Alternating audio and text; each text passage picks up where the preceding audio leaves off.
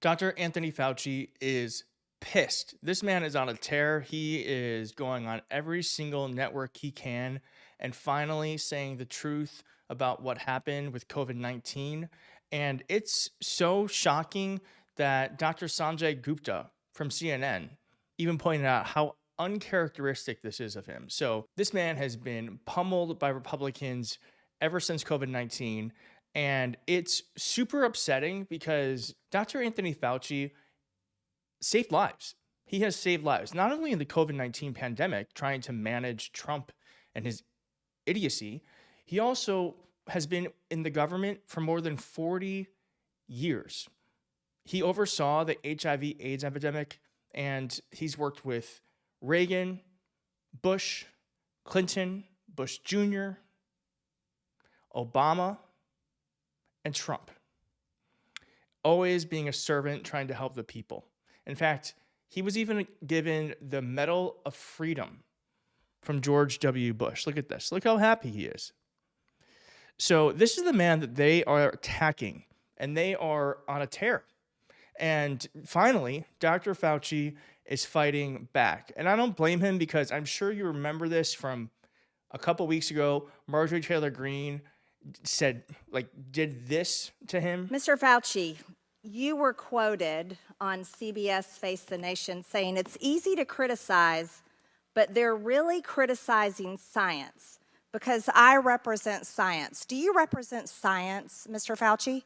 I am a scientist who uses the scientific method to gain information. Yes, you said you represent science. Do you represent science, Mr. Fauci? Yes or no? Yes or no? No, that's not a yes or no. I mean, what Marjorie Taylor Greene here doesn't understand what Dr. Fauci said or what he meant was that he, to them, in his eyes, represent science. And science is based in truth and fact. And that is a world in which Republicans, MAGA Republicans, people like Marjorie Taylor Greene and Donald Trump refuse to live in. Because in a world of facts, their lies have no meaning. Yes, it's a yes or no. I don't think it is.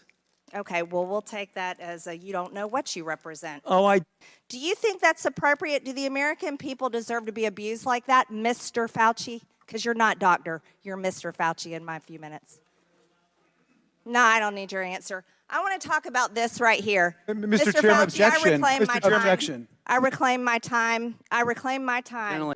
I mean, we have really fallen so far that someone like Marjorie Taylor Greene can berate Anthony Fauci. Someone, like I said, has been awarded by presidents, saved millions of lives, and has dedicated his life to service. And this is how he gets treated. So it's no wonder that Anthony Fauci is out for blood in his own way. Watch this clip from Rachel Maddow from last night, where Dr. Fauci says that Trump didn't understand what a flu shot does. You describe something that I had understood sort of in a pointillist way, but I'd never understood it kind of as a pattern before, which was his continued references to the flu. Right. It did seem the way that you described it, that President Trump didn't understand some of the basics about the flu and that it's a different virus than COVID. He said to you that he didn't see why he would have to get a flu shot if he didn't have the flu. He didn't understand that it was preventative and not treatment. That's true. He also said at NIH, why can't we just use the flu vaccine to prevent COVID? Right. Do you think he does not know what a vaccine is? I think now he after all of the things we've told him, the thing that I think underlies this, Rachel, is that he wanted it so much to be like the flu. I mean, I don't know if you caught that, but Dr. Fauci was basically saying, without saying it, that yes, he didn't understand what a flu is or what a flu shot is. Watch this again. Do you think he does not know what a vaccine is? I think now he after all of the things we've told him. Didn't say no. Said, I think now. Underlies this, Rachel, is that he wanted it so much to be like the flu, because historically the flu peaks and it goes away in March. April, it's gone, and then you could go on with the election cycle. It has a season. Yeah, yes. But it wasn't doing that. Yeah. It wasn't going away. So he kept on saying it's going to disappear like magic, and that's when I had to start saying, no, I'm sorry, but that's not going to happen, and I had to do that publicly. And then Donald Trump doesn't know what a flu shot is. That's really awesome. Let's make that guy president again. All right, here's Dr. Fauci saying that the reason why Donald Trump was obsessed with hydroxychloroquine was because he wanted everything. He was hoping there would be something that would get him out of trouble. Watch this. Selling a message or lying about it, his reelection, was that different and distinct from other presidents you dealt with? Yeah, I mean, of course, it was so obvious. It was a great deal of difference because, I mean, he again, I believe he wanted so badly for this to go away the way influenza goes away. And when he saw it was not going away, then he was hoping for some magical solution. And he even used those words, it's going to go away like magic. And then when that didn't work, then we had to have these miracle cures like hydroxychloroquine, which he got from Laura Ingraham on Fox News. And then after that, he would bring in somebody like Scott Atlas, who was telling him what he wanted to hear. It was... Anthony Fauci was not finished then. No. He then went on Colbert last night.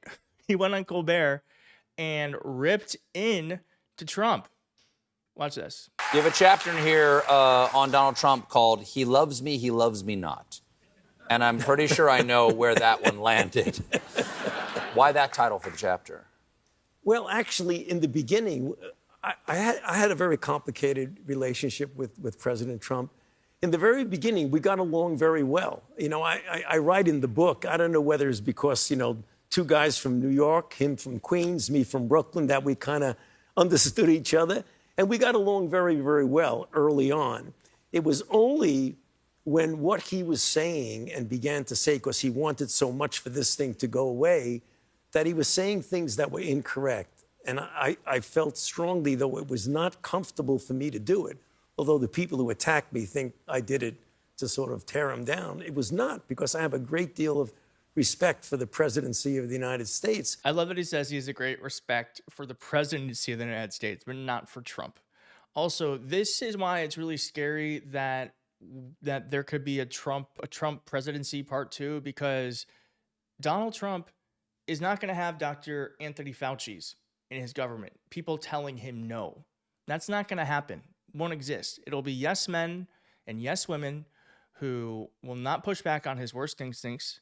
And if the next pandemic happens, then, God forbid, Trump were elected, he'd be force feeding the population hydroxychloroquine because Laura Ingraham said it's a great idea. That I had to contradict him publicly because he was saying things that were not correct. Once that happened, then both he and mostly his staff, not so much the president, but the staff, I became, you know, anathema, persona non grata. They were coming up with like Oppo research against you and feeding it to the press. It was most unusual that I was working in the White House and the communications people in the White House were doing opposition research about telling the public about I'm usually wrong in what I say. That's sort of like weird. Yeah, we cannot survive a Trump presidency again. So let's do everything we can. This is a warning. I mean, Dr. Anthony Fauci is a professional, and I know that I'm like, this is him really, but this really is him going hard at it. He's never going to be the type of person to tear someone down in the way, like, say, I would, or maybe you would, but this is him in his own way pulling out the knife and warning us that a Trump presidency, another term, would not be great for anyone. And so let's do what we can to make sure that he does not get power again.